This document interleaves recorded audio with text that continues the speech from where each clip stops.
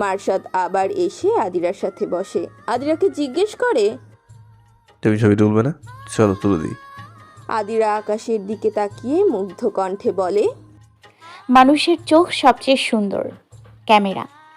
চোখের দৃশ্যপটে সুন্দর দৃশ্যগুলো আজীবন থেকে যাবে, মনও প্রশান্ত হবে। প্রতিটা সুন্দর আগে নিজের স্মৃতিপটে সংরক্ষণ করে তারপর বাকি সব। মার্শাদ আদিরার একটা হাত নিজের হাতে নেয়। আদিরা মার্শাদের দিকে তাকায়। দুজন দুজনের দিকে মুগ্ধতার সাথে চেয়ে আছে। অপর পাশে আহনাফ উঠে সামনে গিয়ে মোমেন্টটা ক্যাপচার করে নেয়। তারপর বলে, স্মৃতিকে তাজা রাখতে সেগুলো বারবার স্মরণ করতে হয়। তোমাদের এই মোমেন্টটা ভবিষ্যতে তোমাদের সুখ স্মৃতিতে থাকবে। আহনাফ মার্শাদকে ছবিটা দেখায়। মার্শাদ ও আদিরা দুজনেই ছবিটা দেখে অনেক খুশি হয়। মার্শাদ এবার আহনাফকে বলে, তোর তাকে কি সবসময় আড়ালে ভালোবেসে যাবি? এবার তো প্রকাশ কর। প্রকৃতিবাজ তোর প্রেমের রঙে রাঙাতে চায়, সুযোগও বড্ড গেছে। যা দোস্ত যা, কেন আপনি দিল কি বাত। আহনাফ ও আদিরা দুজনেই হেসে ওঠে। আর মাহি ছবি আঁকতে আঁকতে ওদের কথা শুনছিল। তার হাত এখন এক জায়গায় স্থির হয়ে গেছে। আকাশে শুভ্র মেঘের আনাগোনা হলেও মাহির মনের আকাশে কৃষ্ণ মেঘেরা ধেয়ে আসছে। তার মন বড্ড ভারী হয়ে আসছে। মাহি মনে মনে ভাবে, তার মানে অন্য কেউ আছে? কে সে? সুমিপু নাকি সাবিহা না রিন্তি? সে সত্যি কাউকে ভালোবাসে? কিসব ভাবছি আমি। ভালোবাসুক, তাতে আমার কি? আমি আমার মতো বেশ আছি। এই কয়েকদিনের মায়া ঠিক কাটাতে পারবো আমি। আহনাফ লম্বা শ্বাস নিয়ে একগুচ্ছ কাশফুল নিয়ে মাহির পেছনে দাঁড়ায়। আহনাফ দেখে মাহির তুলি এক জায়গায় স্থির হয়ে আছে। আহনাফ অধর খেলে হাসে, অতঃপর বলে, এই এলোকেশী কন্যা, শোনো। হ্যাঁ, তোমাকে বলছি, বড্ড অভিমানী তুমি। তোমার অভিমান দৃশ্যপট যে তার রং হারাচ্ছে তার খেয়াল আছে? মাহি আচমকা এরূপ সম্বোধনে ভাবনার জগৎ থেকে ফেরে। তড়িঘড়ি করে পেছনে ফিরে কাশফুল নিয়ে মুখে আড়াল করা মানুষটাকে দেখে। মাহির মনেই কৌতূহলী হয়। আহনাফ হাসে, প্রাণবন্ত সেই হাসি।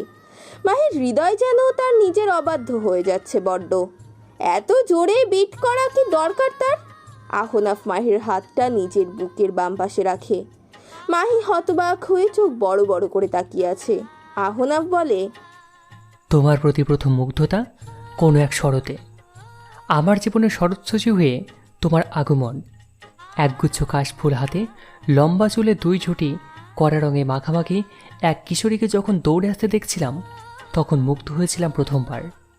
তার অভিযোগ ছিল তার কাজিন তার ছবি নষ্ট করে দিয়েছে, সাথে তাকে রঙে মাখিয়ে দিয়েছে। তাই সে তার দাদাভাইয়ের কাছে বিচার নিয়ে এসেছে। সেই প্রথম মুগ্ধতা, আজও সে শরৎকাল। আজ কাশফুলের সমারোহে তোমার শরৎ প্রেমের আহ্বান এলোকেশী। মাহি বাকরুদ্ধ হয়ে গেল।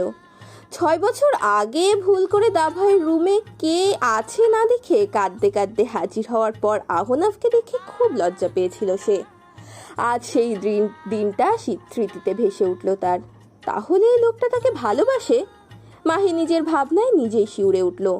মাহি হুট করে ব্যালেন্স হারিয়ে পড়তে নিলে আহনাফ বাঁকা হেসে বলে, আগে আহ্বান স্বীকার করো, তারপরে যেও। এখন পড়তে পারবে না। আদিরা এদিকে দাগ দিয়ে নখ কাটতে থাকে।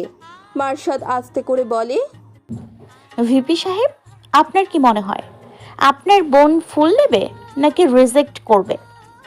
মার্শাদ আদিরার হাত ধরে টান দিয়ে নিজের কাছে এনে বলে, তুমি জানো কিসের চিত্র আঁকছিল? আর আমি বা কেন আহনাফকে প্রপোজ করতে বললাম? আদিরা ঠোঁট উল্টে মাথা নাড়িয়ে না বোধক বুঝায়। মার্শাদ আদিরার নাক টেনে বলে, তোমার বান্ধবী এঁকেছে কাশফুলের সমারোহে একটা ছেলে একটা মেয়েকে কাশফুল দিয়ে প্রেম নিবেদন করতে যাচ্ছে। মেয়েটা ছবি আঁকছিল দাঁড়িয়ে দাঁড়িয়ে, ছেলেটা মেয়েটার পিছনে কাশফুল হাতে দাঁড়িয়ে আছে।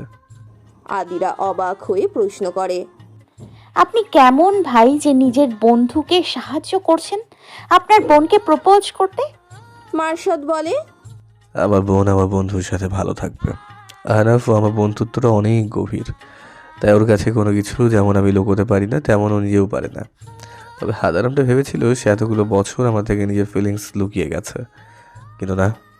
ওই 6 বছর আগে আমি আহনাফের দৃষ্টিতে কিছু একটা দেখেছিলাম মাহিকে দেখার পর। আদিরা মার্শাদের দিকে তাকিয়ে বলে। আপনার বোন এমন বোবার মতো করে কেন আছে? মার্শাদ আদিরার বোকা বোকা কথায় বলে। মনে হচ্ছে কোমায় চলে যাবে, তোমার বান্ধবী বলে কথা। আদিরা মুখ ফুলালো, অতঃপর সামনের দিকে নজর ফেরায় সে। মাহি হঠাৎ আহনাফকে চুটকি বাজানোতে ঘর থেকে বেরিয়ে আসে। আহনাফ ভ্রুকুচকে বলে, তুমি কি আমাকে রিজেক্ট করার কথা পরিকল্পনা করছো? এই মেয়ে সাবধান, একদম রিজেক্ট করবে না। মাহি অবিশ্বাস্য সুরে বলে। আপনি আমাকে ভালোবাসেন? আহনাফ দীর্ঘশ্বাস ফেলে বলে, না, এক এলোকেশিকে ভালোবাসি, এক ছোট্ট দুরন্ত পাখিকে ভালোবাসি আমি। সে আমার শরৎ-শশী। এবার কি ফুলগুলো নেবে? মাহি ফুলগুলো নিল। মাহি ফুলগুলো নেওয়ার পর রাহিন এসে বলে, পুচকি, তুমি মাছ দিয়ে প্রশ্নটা কেন করলে? পুরো ভিডিওটা কেমন যেন হয়ে গেল। আহনাফ ভাবলেশীন ভাবে বলে। যার ভাই তারা, সে কতটা সোজা বোঝাই যায়। মার্শাদ সহ সবাই হেসে উঠল। মাহি একদম চুপ করে গেছে। তার সবটা চিত্রের মতো কল্পনা মনে হচ্ছে তার কল্পনা নাকি বাস্তব। রিন্তি মাহির চিত্রটার দিকে তাকিয়ে মাহিকে এসে জড়িয়ে ধরে বলে, কংগ্রাচুলেশনস দোস্ত, তোর কল্পনা সত্যি হয়ে গেছে। আহনাফ মাহিকে বেখেয়ালিতে দেখে সবাই উদ্দেশ্য করে বলে, হয়েছে, এবার ফুচকা খাবো সবাই। টপিক অফ, একদিনে সবটা বদহজম হবে। মৃদুল 2 হাতে ফুচকার প্লেট এনে বলে, নে, আমরা নিয়ে এসেছি। সুমি আর মৌমি, তোরা ওদের হাতে একটা করে প্লেট দে। আর মামা, আপনি দুজনের হাতে দেন। ওরা সবাই ঘাসের উপরে বসে। মাহির হাতে মৌমি ফুচকার প্লেট দিলে মাহি হাতে নিয়ে বসে আছে। পাশ থেকে আদিরা বলে, কিরে বসে আছিস কেন? শুরু কর। মাহি থতমত খেয়ে একটা ফুচকা নিয়ে মুখে পড়ে। আহনাফ মাহির অবস্থা দেখে আনমনে হাসে। মেয়েটার মনে যদি সে না থাকতো তবে সরাসরি রিজেক্ট করে দিত তাকে। কিন্তু রিজেক্ট যেহেতু করেনি, তাহলে মাহির মনেও কিছু তো একটা আছে। ওরা সবাই আরো ঘন্টা খানেক থেকে নিজের নিজের গন্তব্যে চলে যায়। কয়েকদিন পর কোরবানির ঈদের ছুটি পড়বে আর 2 দিন পর। রোজার ঈদেও আদিরা গ্রামে যায়নি, এবারও তো যাবেই না। সেপ্টেম্বর মাসের শুরুর সময় সবাই আজ নিজ নিজ বাড়িতে যাবে। আদিরা এবারও মেসে থেকে যাবে। এদিকে মাহি 6-7 দিন ধরে ক্লাসে আসছে না। সেদিনের পর কি যে হলো, আহনাফ কয়েকবার খোঁজ নিয়েছে, কিন্তু মাহির কোনো খোঁজ পায়নি সে। এদিকে মাহি 1 সপ্তাহের জন্য তার মামা বাড়ি চলে গেছে। তার নিজের আগে স্বাভাবিক হতে হবে। তার মামা তো ভাই বউদের মনে তার ভাবিদের সাথে বিষয়টা শেয়ার করলে তারা মাহিকে বলেছে। মাহি কয়েকদিন নিজের ফোন ও সোশ্যাল মিডিয়া থেকে দূরে থেকেছে। প্রতি পদে পদে সে আহনাফের শূন্যতা অনুভব করেছে। মাহি নিজেই বুঝতে পারে সে একটু না বরং অনেকখানি দুর্বল আহনাফের প্রতি। আজ সে মামা বাড়ি থেকে চলে যাবে এবং কাল থেকে ক্লাস করবে। আদিরা ও মার্শাদ সন্ধ্যার সময় রাস্তার পাশ দিয়ে একসাথে হেঁটে হেঁটে যাচ্ছে। খুব মনোরম পরিবেশ বলে রিক্সা পেয়েও রিক্সা নেয়নি তারা।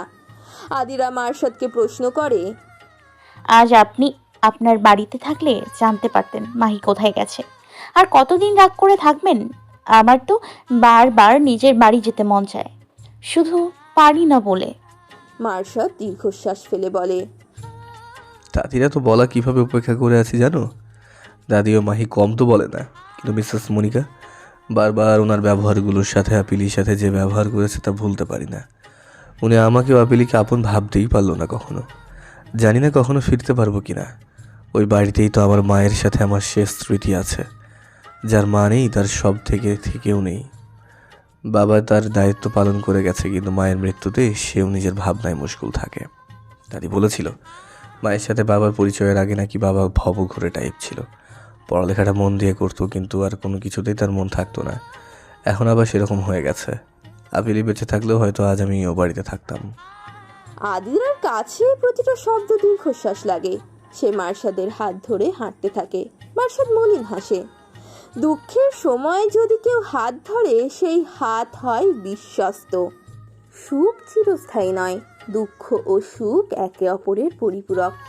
আদিরার গ্রাম থেকে ওর মা অনেক লুকিয়ে চুরিয়ে আদিরাকে জানিয়েছে যে আদিরার খোঁজে দেলোয়ার ঢাকা যাচ্ছে। এতদিন দেলোয়ার জানতো না আদিরা কোন বিশ্ববিদ্যালয়ে পড়াশোনা করে। আদিরার গ্রামের শিক্ষক মণ্ডলী ও আদিরার বাবা মা গ্রামের কাউকে জানায়নি আদিরা ঠিক কোন বিশ্ববিদ্যালয়ে পড়াশোনা করে। ঈদের 3 দিন পর দেলোয়ারের কাছে উড়ো চিঠির মাধ্যমে আদিরার ঠিকানা জানিয়েছে কেউ, যে চায় না আদিরার সুখ।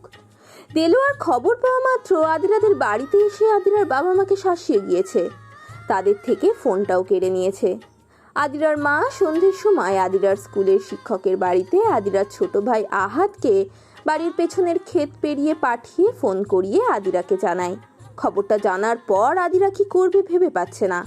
এখন রাতের বেলা, আজকে রাতে টিউশন নেই, তাই সে মেসেই আছে। এখন কি করবে সে ভাবতে পারছে না। দেলোয়ার যদি এসে তাকে জোর করে তুলে নিয়ে যায়? আদিরা চিন্তায় রীতিমতো নাজেহাল অবস্থা। ঘড়ির দিকে তাকিয়ে সময় দেখল সে সন্ধ্যা 7:30টার বেশি বাজে। তার মানে মার্শাদের টিউশন চলছে, টানা 2 ঘন্টা 2টা টিউশন আছে তার। 10টার আগ পর্যন্ত পড়াবে। আদিরা মার্শাদকে এখন চিন্তায় ফেলতে চাইল না। 10টার পর মার্শাদ এমনিতেই ফোন করবে, তখন না হয় বলবে। সাগর, সামিরা সহ সাগরের বন্ধুরা শয়তানি হাসি হাসছে। সামিরা হাসতে হাসতে জিদ্দি স্বরে বলে, কত কষ্ট করে বাবুলকে দিয়ে অ্যাডমিশন অফিস থেকে আদিরার ডকুমেন্ট ছবি আনিয়েছি। উফ, কাজে দিল আমাদের পরিকল্পনা। তুমি সামিরা আমাদের এই পরিকল্পনাটা দিয়েছো, তোমার কিছু একটা পাওনা রইল। কি নেবে বলো?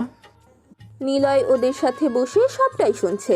নিলয় কিছু না করলেও সে যে ওদের দলেরই একজন, তার কিছুই করার নেই। সাগর এসব করার আগে নিলয়কে এবার কোনো কারণবশত জানায়নি। নিলয়কে না জানিয়ে সবকিছু করে এখন জয় উৎসব ডেকেছে। নিলয় ঠোঁটের কোণে কৃত্রিম হাসি ফুটিয়ে রেখেছে। সাগরের আর এক বন্ধু পরশ বলে, ইস, বেচারা মার্শাদ, একদিকে নিজের বিয়ে আরেকদিকে প্রেমিকার বিয়ে, উভয় সংকটে পড়েছে যে। এই আনন্দে বিয়ার চ্যালেঞ্জ হয়ে যাক। সাগর সহ সবাই বিয়ারের ক্যান নিয়ে সেলিব্রেট করছে। নিলয়ও বিয়ারের ক্যান নিল। নিলয় সাগরকে জিজ্ঞেস করলো, এইগুলো করে কি তুই ভিপি হতে পারবি? এটা তো জানা যে মার্শাদ সামিরাকে কখনোই বিয়ে করবে না। আদিরা মার্শাদকে তার দায়িত্ব থেকে বিচলিত করতে পারবে না। মার্শাদের সাথে আদিরার পরিচয় 6 মাসের থেকে কিছু সময় বেশি। আমার মনে হয় না যে আদিরা। সামিরা নিলয়ের কথায় রেগে গিয়ে নিলয়কে থামিয়ে দিয়ে বলে। সাগর সামিরাকে থামাতে নিলয়কে বলে, শোন, তুই তো এখন বাড়িতে বাড়িতে থাকোস, তাই তুই আসলে জানোসই না মার্শাদ আদিরার জন্য কতটা পজিটিভ। মনে আছে তোরা যে আদিরাকে লাইব্রেরি থেকে আনতে গেছিলি? তখন মার্শাদ ঝড়ের বেগে এসে আদিরাকে ছাড়িয়ে নেয়। আর পরশ দেখেছে মার্শাদ প্রতিদিন আদিরাকে টিউশনের জন্য নিয়ে যায় আর নিয়ে আসে। নিলয় আর কিছু বলল না। নিলয় সবার আড়ালে রাত্রিকে ছোট্ট একটা টেক্সট করলো, মার্শাদ যেখানেই থাকুক ওকে জানাও আদিরার বিপদ। নিলয়ের এর বাইরে আর কিছুই করার নেই। নিলয় এখন প্রকাশ্যে সাগরের বিরোধিতা করলে নিলয়ের পরিবার ও রাত্রির জীবনে ক্ষতিকর প্রভাব পড়তে পারে। সাগরের স্বভাব নিয়ে নিলয় সবটাই জানে। মার্শাদ রাত 8:30টার পরে টিউশনটা আসর নামাজের পরে পড়িয়ে ফেলেছে, আর এখন 8:15 বাজে। মার্শাদ স্টুডেন্ট পড়িয়ে এখন তার পিতৃলয়ে যাচ্ছে। মার্শাদের দাদি জানিয়েছে মিসেস মনিকা নাকি আজ তার ভাইয়ের বাড়িতে গিয়েছে মাহিকে নিয়ে। মাহি যেতে চায়নি, কিন্তু ওর নানুর আবদারে যেতে হয়েছে তাকে। মার্শাদের নানু ও মাহিকে অনেক পছন্দ করে, কিন্তু মিসেস মনিকা মার্শাদের নানুকে খুব একটা কর্ণপাত করেন না। উল্লেখ্য যে মাহি সামিরাকে পছন্দ করেন না বলে মাহিকে ওর ফুপি ও দাদি বিষয়টা অবগত করায়নি। মার্শাদ ওর পিতৃলয়ে গিয়ে ওর দাদির কাছে গিয়ে দাদিকে জড়িয়ে ধরে বলে,